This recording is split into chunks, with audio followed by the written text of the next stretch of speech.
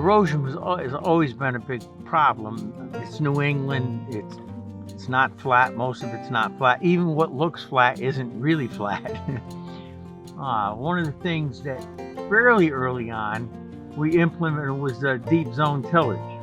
I had a friend of mine who is a seed salesman here, and I said, I don't understand, Paul. I use all these cover crops, and my organic matter is down in the 1.5, 1.8 range, and there happened to be a moldboard plow sitting there, and he said, well, I know one thing, you're never gonna make your organic matter grow with that. He said, whenever you're turning the soil over, you're burning all the carbon up. It's going away.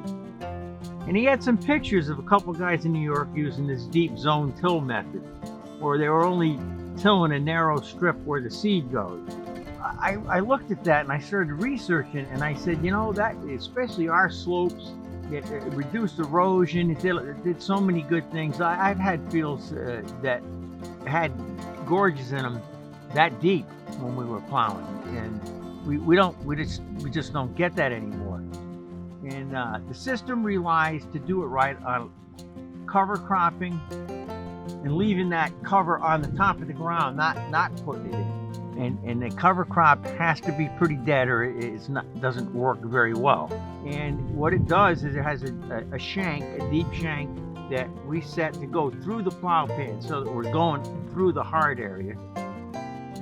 And it tills a strip about this wide, and it's turned our system from 4 or 5 passes to 2 passes, once with the zone tiller, because we also apply liquid nitrogen with that, 8 inches down. So we don't lose much nitrogen unless we have 10 or 12 inches of rain. It's down below the root zone. When the plant gets to a certain size, it picks up the nitrogen. So that's one pass to do that. Second pass is with my planter, and we put a little starter fertilizer in with that, and that's it, 2 passes. So we've saved fuel, we've reduced erosion dramatically. Drought resistance, it's not even comparable, because when it gets really, I can't tell you we'd never have to irrigate, but because those roots are going down, we have seen a tremendous difference in crops where a lot of ground you can't irrigate, there's no water.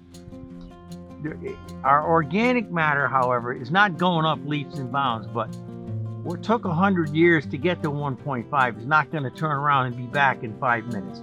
It has stabilized, and it's starting to go back up. So we're real proponents of it. When we started, all we used it for was sweet corn.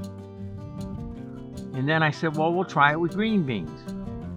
It worked fine. We do our peas with it. We do all of our winter squash. And we like it with the winter squash because we let the cover crop get fairly high and then terminate it. And so the squash stays clean because it's laying on a bed of straw. It's not laying in the dirt all the time. So we even do our cabbage, our cauliflower, our broccoli, everything I can practically do with the zone tiller, we do.